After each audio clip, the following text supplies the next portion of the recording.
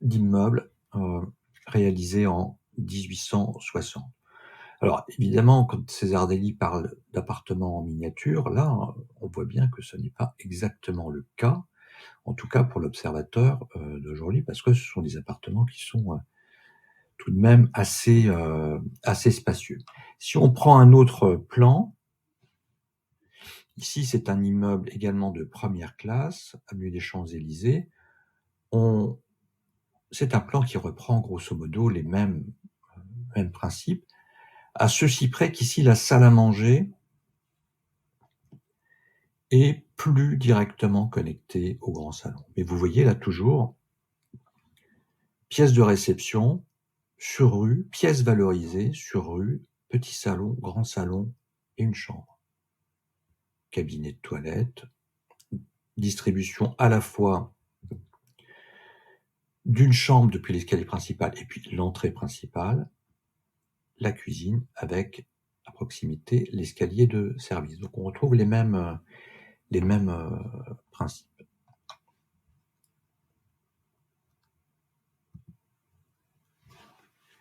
Le troisième point qu'on peut évoquer, c'est le déclin de la polyfonctionnalité des pièces et la consécration de l'intimité.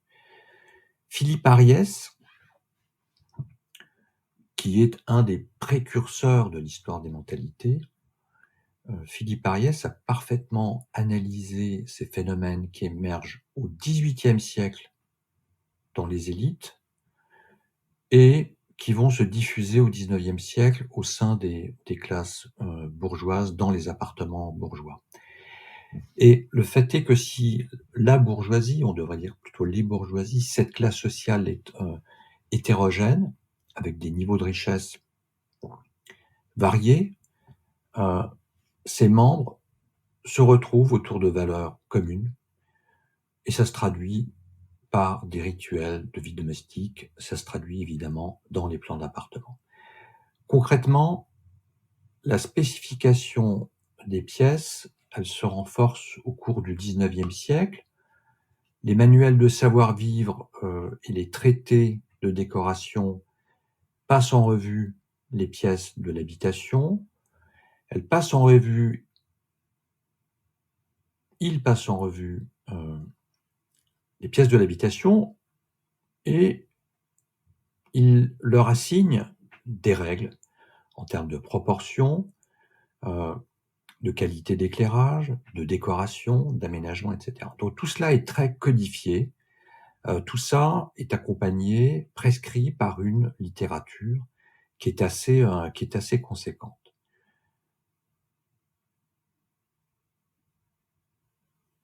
Je disais que Philippe Ariès avait résumé, très bien expliqué, on s'est résumé dans cette formule, le mécanisme qui se met en place à partir du XVIIIe siècle. On vivait jadis en public et en représentation. Désormais, on sépare mieux la vie mondaine, la vie professionnelle et la vie privée. À chacune sera affecté un local approprié, la chambre, le cabinet, le salon. Donc, spécification des pièces. Dès le XVIIIe siècle, la famille commence à prendre ses distances à l'égard de la société, à la refouler au-delà d'une zone privée toujours plus étendue. Consécration de l'intimité. L'organisation de la maison répond à ce nouveau souci de défense contre le monde. On a dit que le confort date de cette époque. Il est né en même temps que l'intimité, la discrétion, l'isolement. Il en est une des manifestations.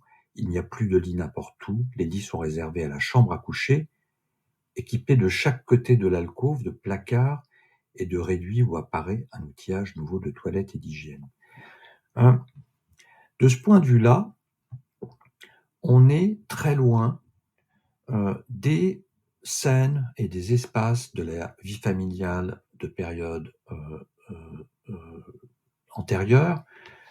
Concordia de Robert Bossard au XVIe siècle, sans entrer dans le détail, c'est un hôtel particulier de la noblesse.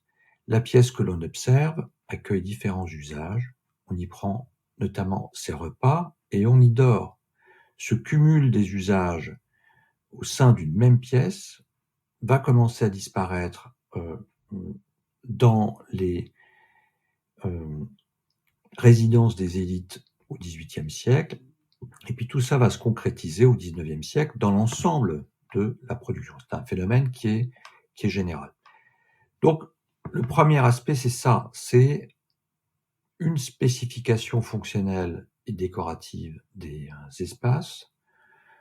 Et le second, c'est la recherche d'une plus grande intimité dans l'espace de l'habitation.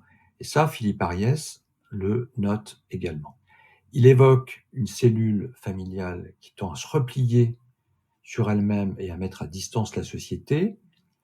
C'est un processus qui est engagé au XVIIIe siècle et qui va se banaliser au XIXe siècle de manière très claire.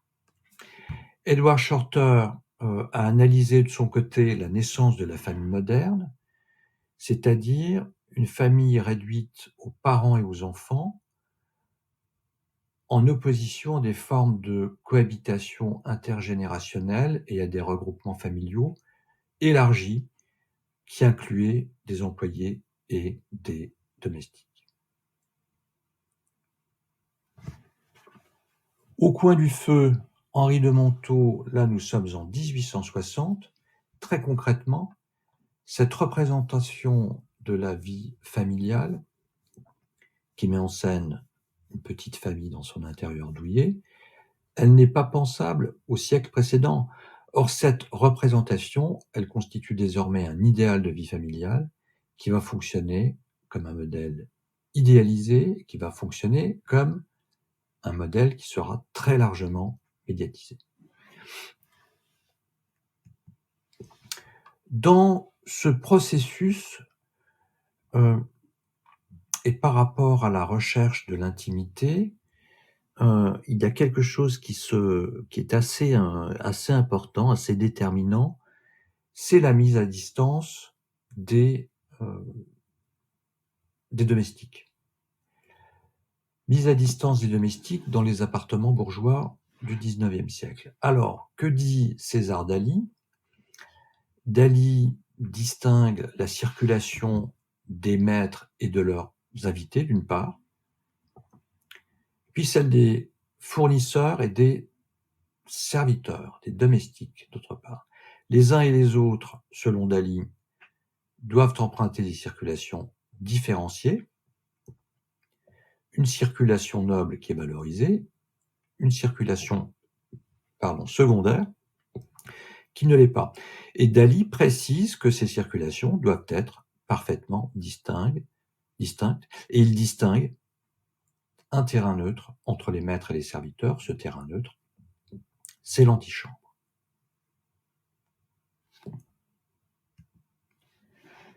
Viollet-le-Duc prend de la hauteur par rapport à ce phénomène,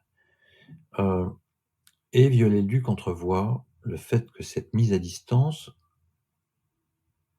relève du passage de l'Ancien Régime au premier siècle démocratique entre guillemets, en tout cas, correspond à la fin de l'Ancien Régime. Pourquoi? Parce qu'il note que dans la société de l'Ancien Régime, la vie des puissants était à découvert, et ça ne posait pas de problème particulier dans la mesure où chacun connaissait sa place et s'y tenait, et il oppose cette réalité-là à celle d'une société plus démocratique, dans la mesure où cette société démocratique se fonde sur l'égalité des droits de tous les individus.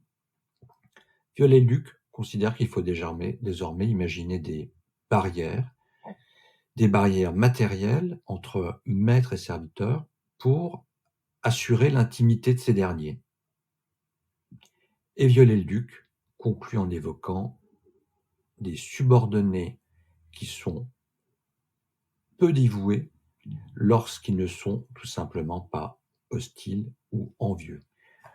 On retrouve évidemment ce sentiment dans toute une littérature comme ces manuels destinés à former de bons serviteurs, c'est le titre, et on y retrouve également des tas de considérations sur les domestiques, et on évoque leur ignorance, on déplore leurs habitudes vicieuses, leurs préjugés, etc. Voilà, c'est une des réalités du XIXe siècle, c'est une mise à distance des domestiques à un regard de plus en plus inquiet et somme toute assez cruel sur cette classe sociale qui est traitée très largement par le mépris. Alors, voici un immeuble banal, un peu plus tardif que ceux que j'ai évoqués précédemment. Là, nous sommes en 1885, boulevard Saint-Denis.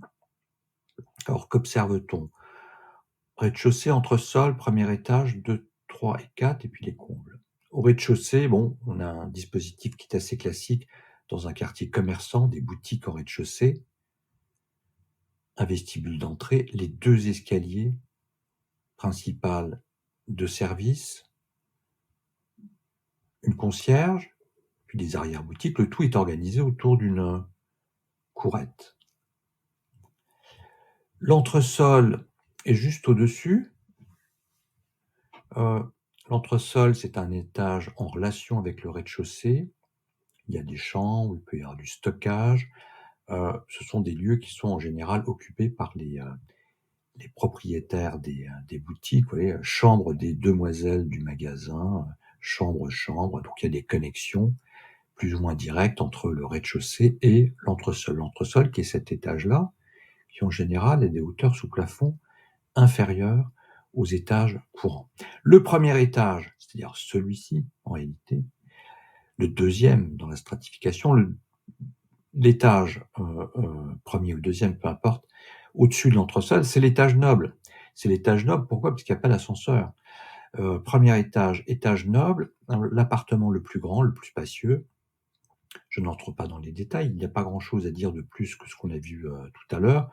Sur rue, cette enfilade de pièces de réception, grand salon, salle à manger, chambre. On voit ici que, dans ce cas de figure, compte tenu de la forme de la parcelle, compte tenu d'une plus grande modestie du standing de l'immeuble, la salle à manger est éclairée sur rue et elle participe de l'ensemble des pièces de réception, au même titre que la chambre. Donc au même moment, en tout cas à quelques années de distance, on voit qu'il y a déjà des dispositifs qui sont singuliers selon les immeubles. Il y a des règles qui s'appliquent pour certains et pas pour d'autres. Il n'y a pas de type absolu en la matière. Deuxième, troisième et quatrième étage, eh bien là, on a 2 appartements par palier. Puis les combles sont occupés par les domestiques. Un autre exemple, dans le 6e arrondissement de Paris, rue du Luxembourg. La rue du Luxembourg n'existe plus aujourd'hui, elle a été rebaptisée rue Guilmer. La rue Guilmer, ex-rue du Luxembourg, c'est une très belle rue qui fait face au jardin du Luxembourg. Plan du rez-de-chaussée, plan des caves, on s'en moque, plan du rez-de-chaussée, 1, 2, 3, 4, 5e étage, plan du 6e. Vous voyez, plan du 6e, chambre de bonne, de la même manière. Au rez-de-chaussée, un appartement singulier avec une salle de billard et un jardin. Puis aux étages, très grand appartement. Donc là, on a dans ce cas de figure-là, compte tenu du standing et compte tenu de la forme de la parcelle, grand salon, petit salon, chambre en enfilade, salle à manger à l'arrière, sur la façade, la moins valorisée.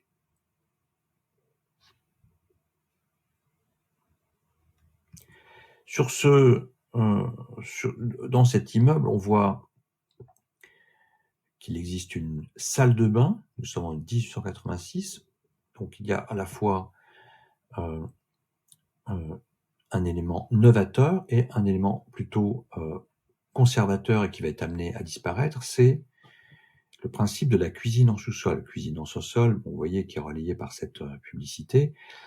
Vous comprenez bien que dans cet appartement-là, il n'y a pas de cuisine en rez-de-chaussée, il y a un office et la cuisine se trouve au sous-sol, éclairée et ventilée par un soupirail. Je vous disais tout à l'heure qu'il y a encore des hôtels particuliers construits tout au long du XIXe siècle et encore au XXe siècle, évidemment. Hôtel particulier ici, avenue de l'Alma. Alors, c'est un hôtel particulier qui se distingue d'hôtels particuliers des XVIIe et XVIIIe siècles. Je ne vais pas rentrer dans ce détail-là, mais très rapidement, un éclairage sur cet édifice. Il y a un rez-de-chaussée, un étage et des combles. Alors, évidemment, les domestiques sont dans les combles. Au rez-de-chaussée sont regroupés l'intégralité des services et l'entrée principale. Alors, dans les services, il y a une loge, évidemment, à l'entrée, ici. Entrée de service, cuisine, laverie, sellerie, fourrage, box, écurie, remise, salle des gens. C'est la salle des domestiques. Alors, évidemment, il y a une écurie parce qu'on est encore dans une ville où on se déplace pour l'essentiel avec des véhicules tirés par des chevaux. L'entrée principale pour l'accès à la remise et aux écuries, entrée et sortie évidemment. Et puis l'entrée majestueuse pour les propriétaires et leurs invités, et la circulation secondaire qui se fait par ici, qui est destinée au personnel de service, avec tout un dispositif d'escalier de service qui tantôt connecte avec un sous-sol, tantôt connecte met en relation le rez-de-chaussée avec l'étage supérieur.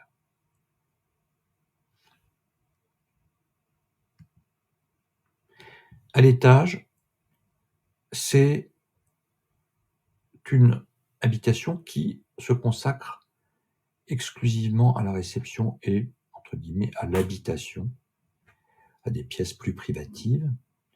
Donc, pour ce qui relève de la réception, une galerie, un grand salon, valorisé sur la façade, petit salon et salle à manger plutôt sur la cour, forme d'ellipse.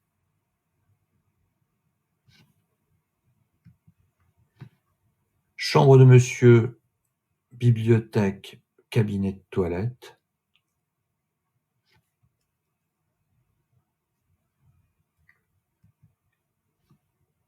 Chambre de madame, boudoir, cabinet de toilette, petit boudoir. Ce principe qui consiste à distinguer la chambre de monsieur et la chambre de madame, c'est un trait caractéristique des hôtels particuliers de l'aristocratie. Pourquoi ? Parce que partager le même lit, ce n'est pas quelque chose de concevable. Partager le même lit, c'est un signe de pauvreté. Avoir ses propres appartements au sein d'un hôtel particulier, c'est un signe d'aisance. Norbert Elias, dans un ouvrage paru en 1969 et traduit en France dans les années 80, explique que ce dispositif est conforme aux relations entre époux dans la noblesse. Dans la noblesse, le mariage n'est pas synonyme de vie de famille comme cela peut l'être dans les classes bourgeoises.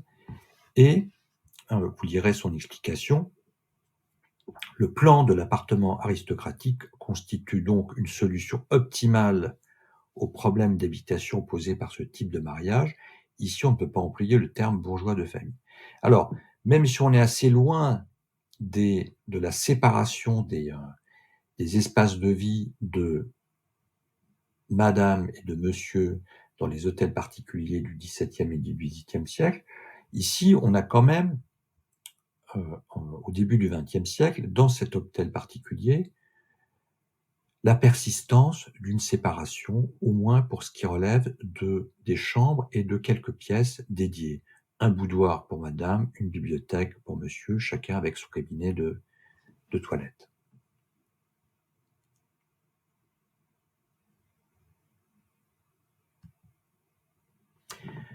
On observe que les enfants occupent une position relativement modeste dans ce dispositif. Ici, c'est une cour de service, donc on voit que c'est la place des enfants dans cet hôtel particulier n'est pas particulièrement valorisée. Ce qui est extraordinairement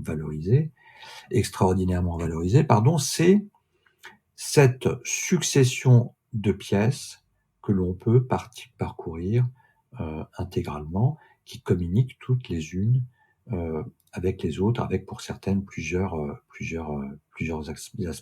accès. Pardon. On observe également que il y a un couloir de distribution périphérique qui permet de mettre en relation cet espace noble avec les serviteurs, les domestiques, et évidemment tout ça fonctionne avec des escaliers de service. Voilà, donc très rapidement quelques exemples, et j'en arrive au quatrième aspect, le quatrième point. C'est une attention extraordinaire qui est portée à la décoration. Il y a un surinvestissement des espaces dans de très nombreux cas. Il y a une forme d'exubérance décorative, c'est-à-dire que, à l'opposé de l'habitation des pauvres, sujet que j'aborderai la semaine prochaine, les moindres surfaces sont recouvertes par des tapis, par des voilages, par des tissus.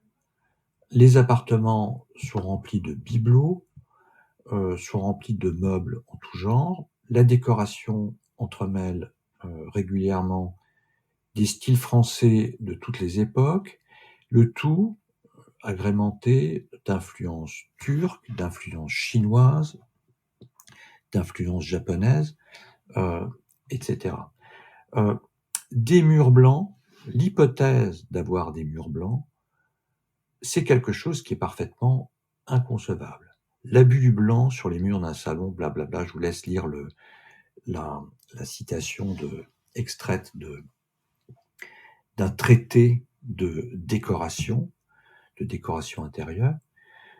Voilà, donc quelques décennies plus tard, les choses vont totalement s'inverser, puisque le blanc, ça sera la couleur du mouvement moderne, pour des questions d'hygiène, évidemment, mais aussi pour des questions esthétiques, pour des motivations esthétiques, dans une démarche de valorisation des volumes, des espaces. Pour tout ça, j'aurai l'occasion d'y revenir. Dans l'appartement bourgeois, au XIXe siècle, il y a une volonté de créer une atmosphère en contraste avec la violence du monde urbain. Il y a ce désir de créer des environnements qui s'apparentent à des havres de paix, à des lieux coupés du monde, où se déploie la vie familiale. Ce qu'explique très précisément Ariès dans la citation précédente.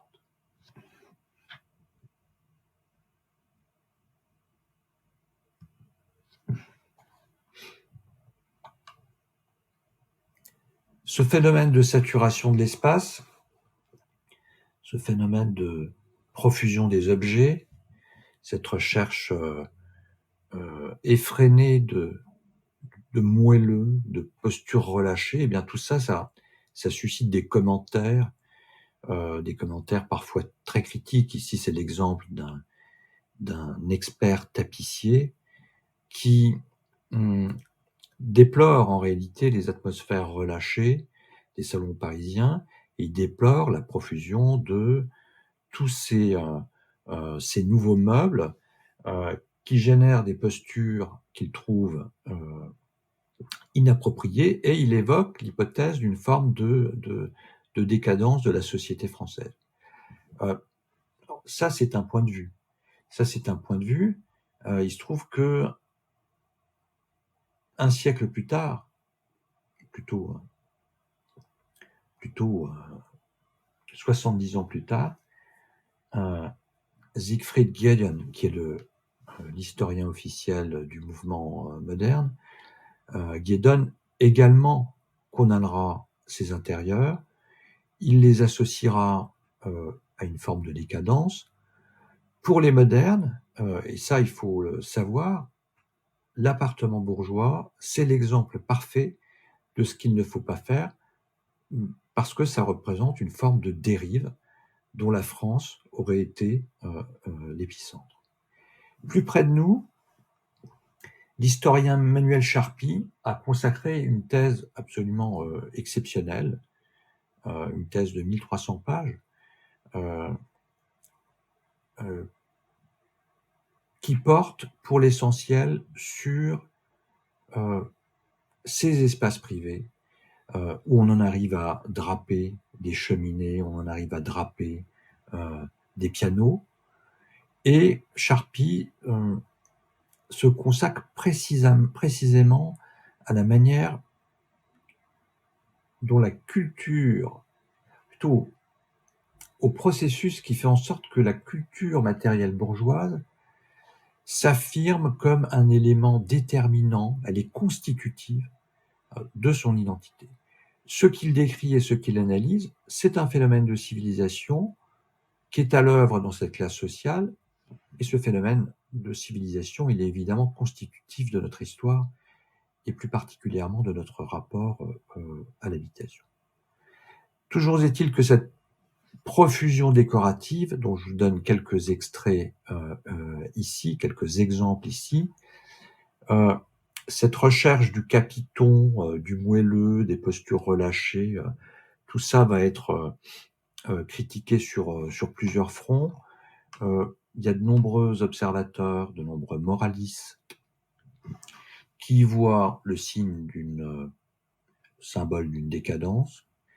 Il y a des théoriciens de l'art qui estiment que cette hystérie décorative, on arrive à pervertir toute forme de recherche esthétique. Elle est contre-productive. Et puis, il y a des médecins hygiénistes. Qui commencent à considérer que toute cette prolifération de tissus, de tentures, elle est en réalité préjudiciable à la diffusion de la lumière, elle est préjudiciable à la circulation de l'air, et ça, c'est un message qui sera bientôt entendu et qui produira des effets significatifs au tournant du XXe siècle. Un dernier aspect, dernier point, c'est le thème de l'hygiène dans l'habitation. Le thème de l'hygiène, il est déterminant. C'est un thème qui est déterminant dans la fabrique des villes, dans l'évolution des règles urbaines et des formes urbaines. C'est un thème qui est déterminant dans l'architecture des immeubles, dans l'évolution des plans d'appartements. Et c'est un thème qui est plus généralement fondamental dans les transformations des manières d'habiter. Alors, en la matière, il existe une littérature qui est très abondante sur ce sujet. J'en donne quelques exemples ici avec les ouvrages de Corbin, Alain Corbin, Georges Vigarello. Bon, ça, ce sont des classiques. Vigarello, Le propre et le sale, l'hygiène du corps depuis le Moyen-Âge. Absolument fondamental. Julia Cesgro, Liberté, égalité, propreté, qui se focalise plus spécifiquement sur le rapport entre hygiène et morale au XIXe siècle. Puis un ouvrage très intéressant qui est une synthèse de ses travaux antérieurs, Roger-Henri Guirand, Hygiène, et puis d'autres ouvrages, il en existe énormément, donc j'en donne quelques-uns ici. Si vous avez des questions particulières sur certains aspects, ou si vous avez des recherches, des attentes ou des attentes en termes de documentation par rapport à ce thème, je me ferai un plaisir de vous les communiquer, mais ce n'est pas l'objet de présent. Voilà, donc il y a une littérature qui est très abondante, c'est un sujet qui est très important. Ce qu'il faut noter, c'est que le constat qui s'impose à tous les observateurs, tous les experts, c'est que dans la première partie du XIXe siècle, à Paris, on prend en moyenne un bain par an.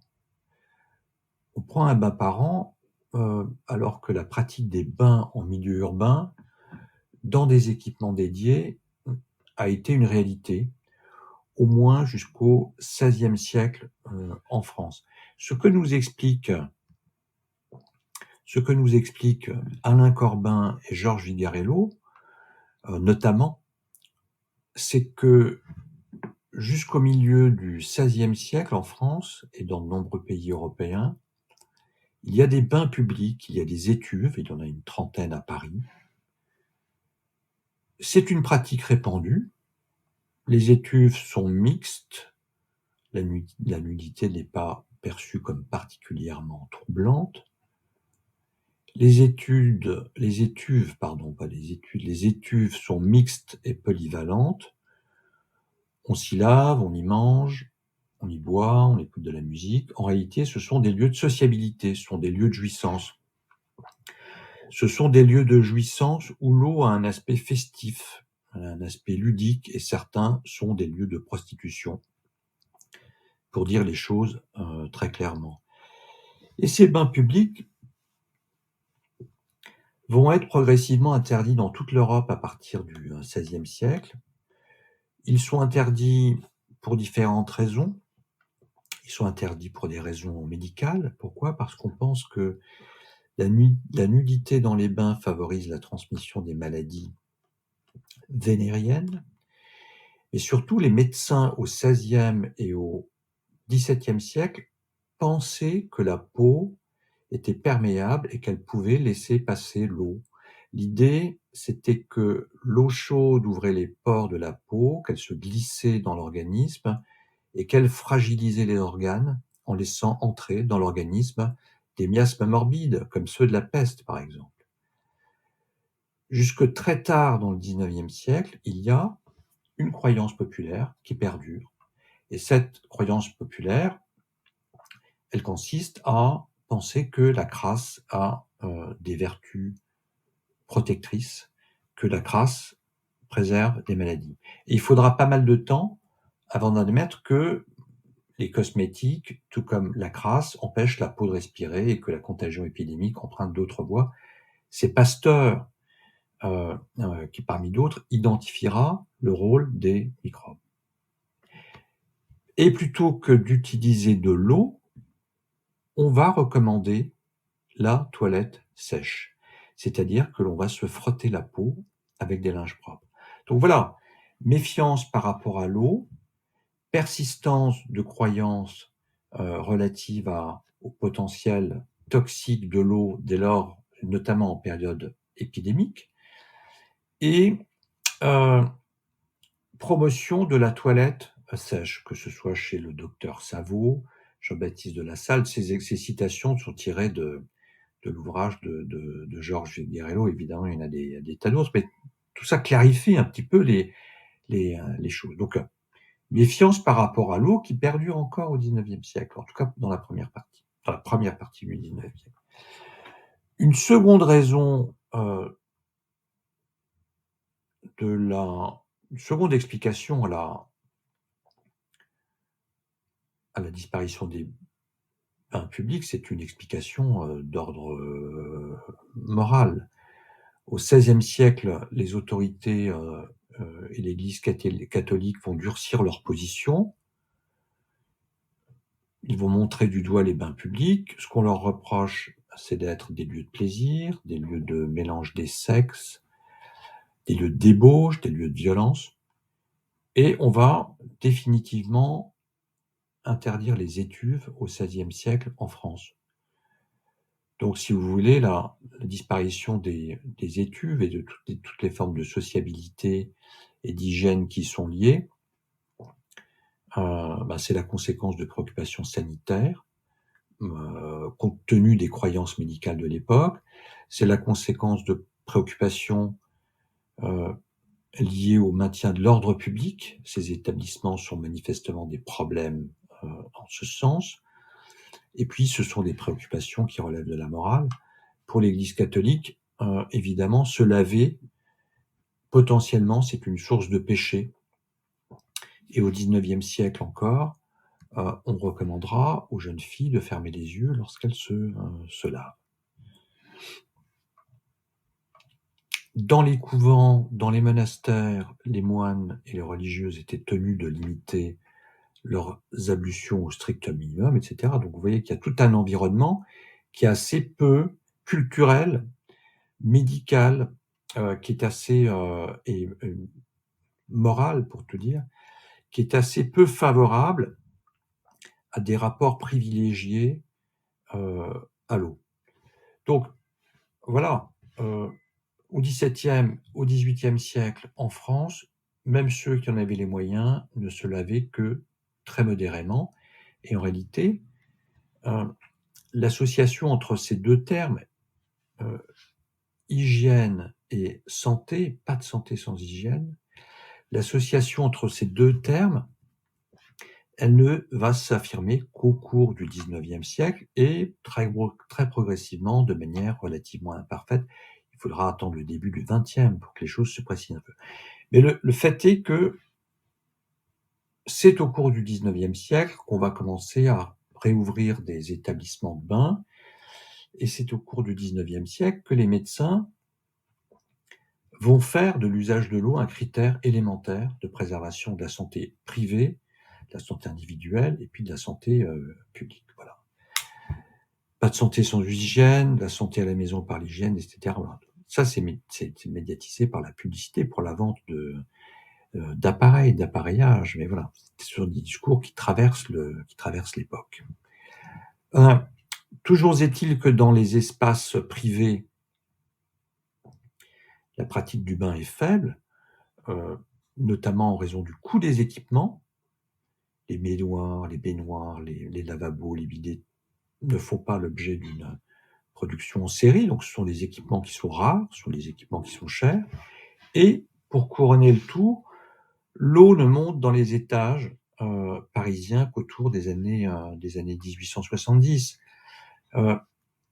Dans l'appartement que j'ai présenté au début de cette séance, vous remarquerez que, en dépit du standing de cette habitation, il n'y a pas de pièce dédiée au bain. On peut imaginer, c'est le cas, que la toilette peut se dérouler dans un cabinet de toilette comme il est figuré ici.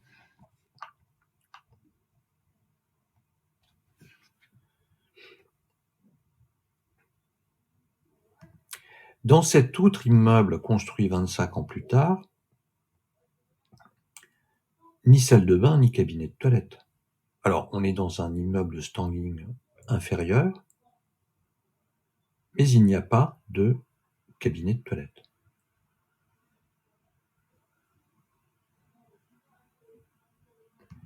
Lorsque l'on souhaite prendre un bain dans un appartement qui n'est pas connecté au circuit d'alimentation et d'évacuation des eaux, on peut faire appel à des porteurs d'eau.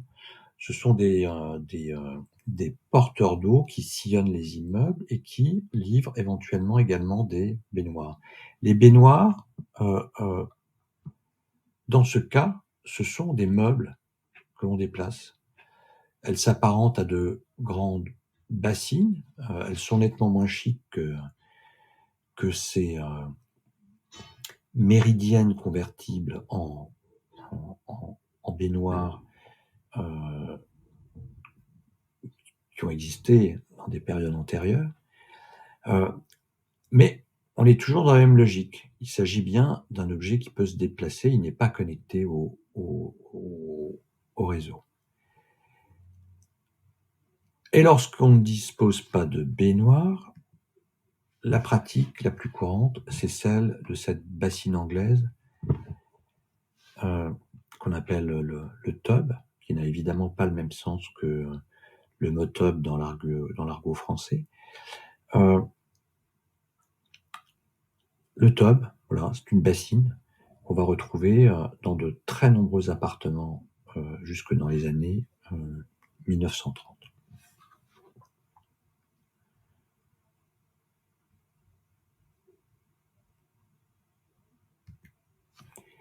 Ici, en 1904, rue Alphand à Paris, cet appartement haut de gamme dispose à la fois, alors je dis haut de gamme, oui, c'est un appartement haut de gamme. Bon, en plus, il est dans une position très favorable avec une triple orientation. C'est un appartement qui occupe l'intégralité d'un étage. Circulation principale, circulation secondaire, salle des gens, cuisine, office, salle à manger. Pièce de réception, petit salon, grand salon, chambre. On a toujours un dispositif en 1904 relativement conservateur où la chambre n'est pas, en tout cas une des chambres n'est pas dans l'espace le plus privatif de l'habitation. Et dans cet appartement de standing, on a à la fois des pièces dédiées au bain et des pièces dédiées à la toilette. Pièce dédiée au bain équipée d'une baignoire, très probablement fixe et reliée au réseau dans ce cas de figure, puis cabinet de toilette.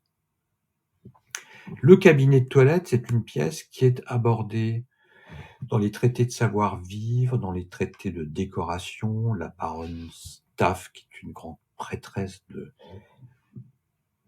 l'aménagement intérieur,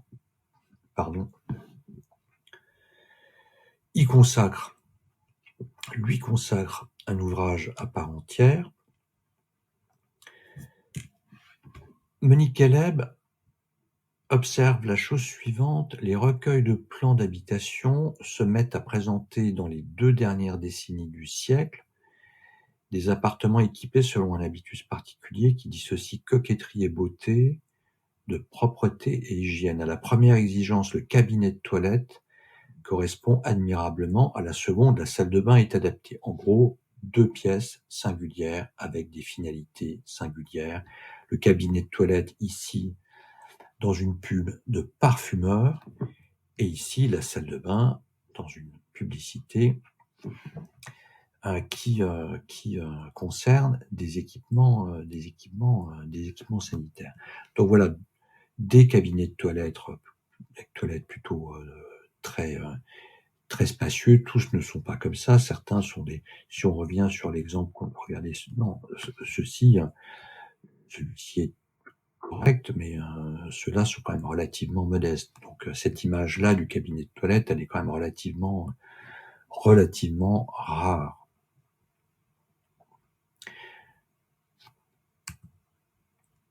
Mais voilà, c'est une réalité. Au tournant du XXe siècle, fin XIXe, début XXe, dans les immeubles de standing, il y a des pièces dédiées au bain qui cohabitent avec des cabinets de toilette, c'est-à-dire qu'il y a une pièce dédiée aux soins de soi et une autre qui relève plus spécifiquement de l'hygiène corporelle, comme l'explicitait Monique Caleb. Et puis il y a d'autres exemples où ces 2 pièces fusionnent. Ici en 1905, vous voyez que toilette et salle de bain sont réunies dans une même pièce. On voit ça également dans cette publicité. Il y a une fusion des 2.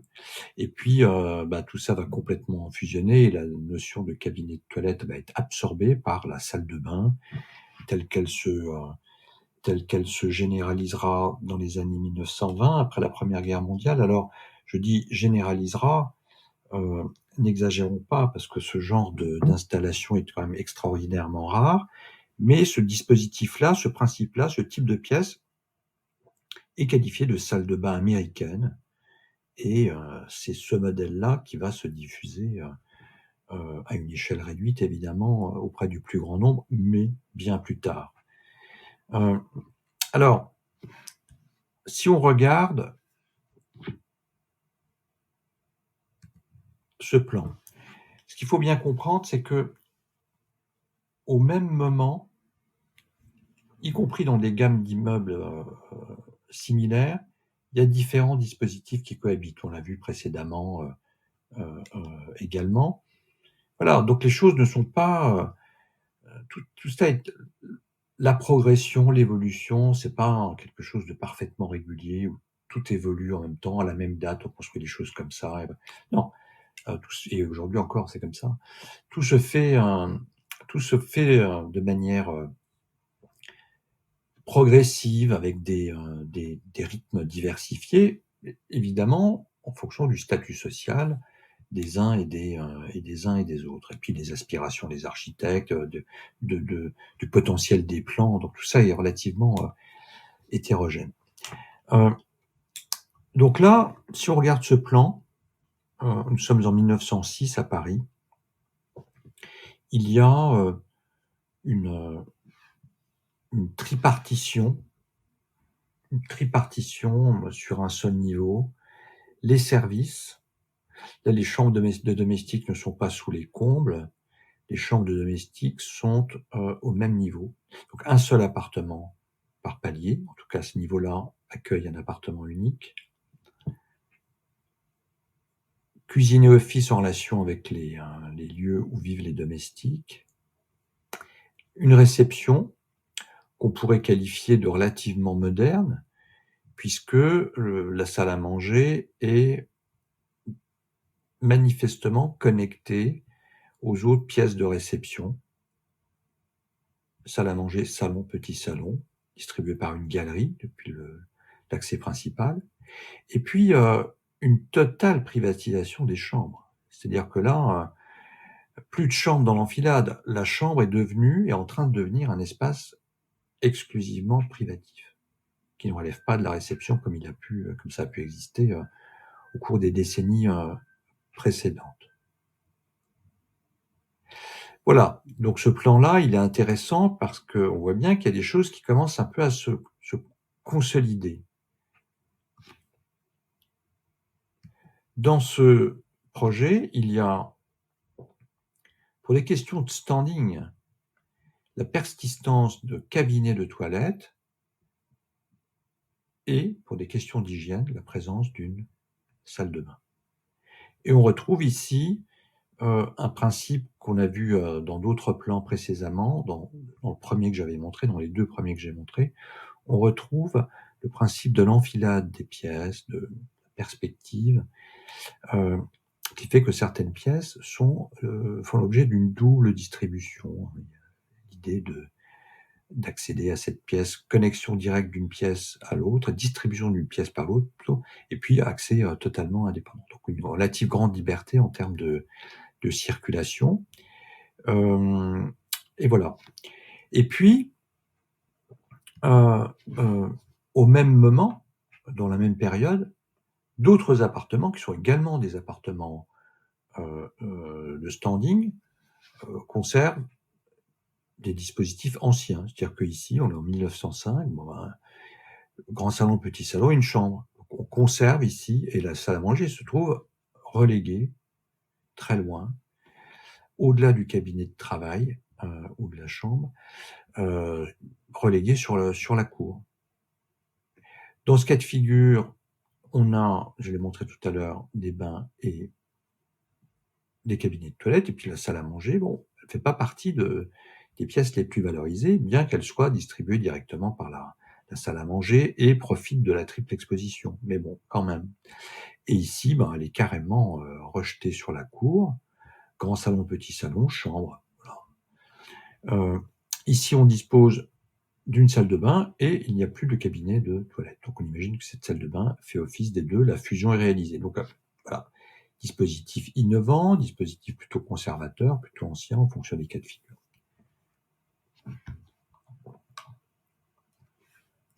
Ce plan est intéressant, ici on est en 1912. On est en 1912, on a affaire à des surfaces qui sont plus modestes, mais dans des appartements qui sont néanmoins des appartements de standing. Alors, on observe quoi? On voit que la salle de bain s'est imposée. Les cabinets de toilette sont des petits réduits, donc ce sont des résidus de cabinets de toilette, mais le cabinet de toilette là a disparu, c'est la salle de bain qui s'est imposée. Elle s'impose. Alors, je le disais tout à l'heure, ça reste quand même une exception dans la production parisienne. Pourquoi? Parce que quand on fera le recensement de 1954, du début des années 50, recensement des appartements parisiens, on observera que 80% des logements parisiens ne disposent ni d'une douche ni d'une baignoire. Donc là, on est en 1912, on voit qu'on est quand même dans du grand luxe. Dans du grand luxe, mais qui se passe du cabinet de toilette et qui privilégie plutôt la salle de bain dite salle de bain américaine. La réception est composée du salon et de la salle à manger. Alors ça, c'est un dispositif plutôt innovant qui va se banaliser au cours des décennies suivantes dans l'appartement bourgeois. La cuisine est à proximité de la salle à manger. La cuisine est toujours connectée à un escalier de service. Ce qui apparaît dans cet immeuble, qui va ensuite se généraliser progressivement, c'est le principe de l'ascenseur. L'ascenseur qui va jouer un rôle assez fondamental dans la nouvelle hiérarchie des étages. Pourquoi ? Parce qu'autrefois, l'étage noble, c'était le premier. C'était le premier parce qu'il n'y avait pas d'ascenseur. À partir du moment où on peut prendre de la hauteur via l'ascenseur, les étages nobles vont progressivement remplacer les chambres de bonne et on va voir, je le montrerai dans le cours sur l'habitation bourgeoise des années 30, on va avoir affaire à des appartements luxueux, parfois très luxueux, installés sur les toitures, avec là aussi une relation privilégiée à la lumière, au soleil, qui n'existe pas au 19e siècle. On ne cherche pas à s'exposer au soleil. Tu as toute cette culture du soleil et de ses relations avec l'hygiène n'est absolument pas prégnante. En tout cas, du côté des habitations bourgeoises.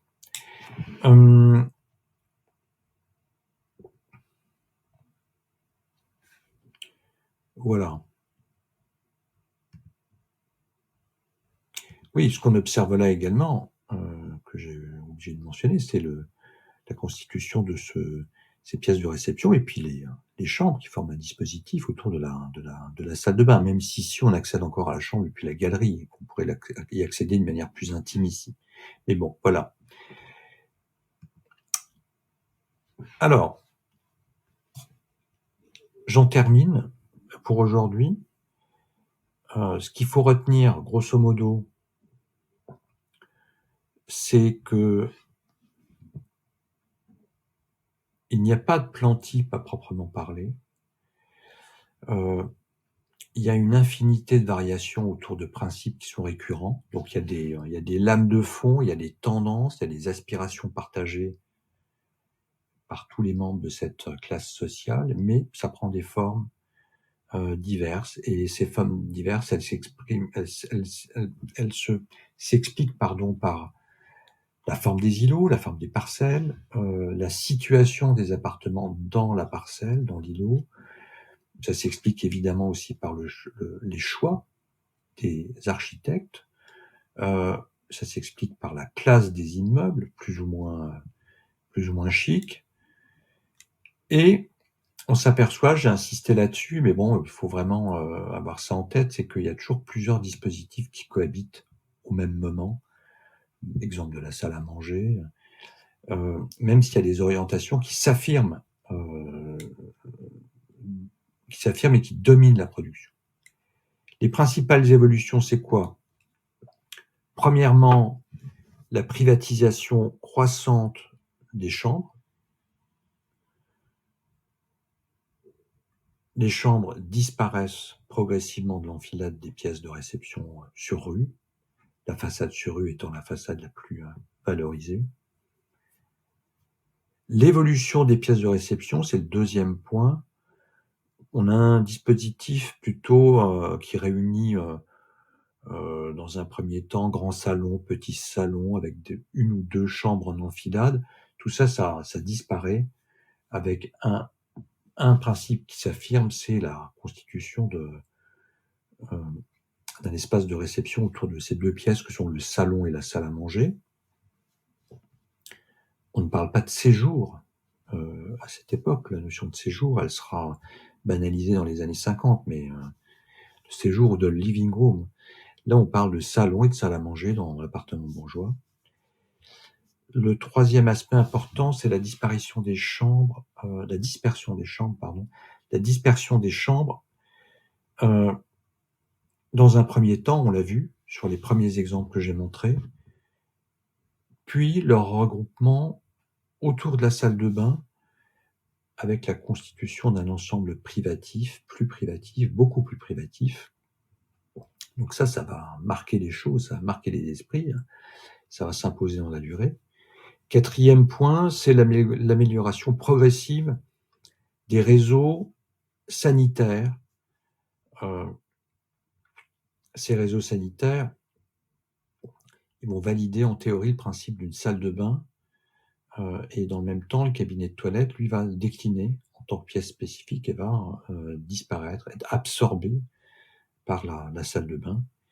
Et puis d'une manière plus générale, il y a, dans les derniers exemples qu'on a vus, l'amorce d'une organisation rationnelle du logement en 2 parties, réception versus vie privée. Alors ça prend des formes diverses, mais c'est un petit peu ça la tendance, la lame de fond, la tendance.